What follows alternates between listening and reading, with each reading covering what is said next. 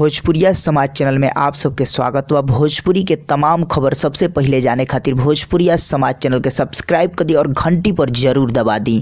भोजपुरिया समाज, जी हाँ भैया, आप सबके बता दी कि भोजपुरी के पावर स्टार पवन सिंह के एह साल के देवी गीत यानी 2022 के देवी गीत और पवन सिंह के लॉलीपॉप लागेलू 2 जौन गाना के आप सबके इंतजार में, ये दोनों गाना के बारे में आप सब जान पाएं कि कब तक ही गाना आई। जी हाँ भैया, वो भी पवन सिंह खुद बतैले बने, उहे आप सब ये वीडियो के माध्यम से सुन पाएं और जान पाएं। तो जी हाँ भैया, आप सब वीडियो के देखिए।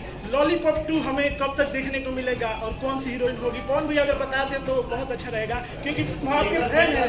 जिसका आप लोग फोटो देख रहे हैं ना यूट्यूब पे, सब सच बात,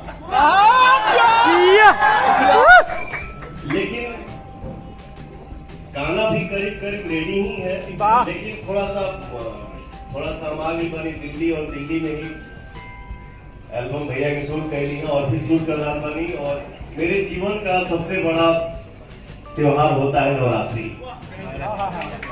और मुझे लगता है कि मैंने अपने जीवन में देवी गीत बहुत गाया, तो हम ये चाह रहे हैं ना कि यहाँ आई बानी 20 साल पहले हम लोग दिल्ली आके गाना गाते थे, और 20 साल के बाद पहली बार हम इतना दिन लगातार दिल्ली में है, तो मैं चाह रहा हूँ कि थोड़ा सा माटी से जुड़ल ना हम लोग देवी गीत की तैयारी यही कर ले।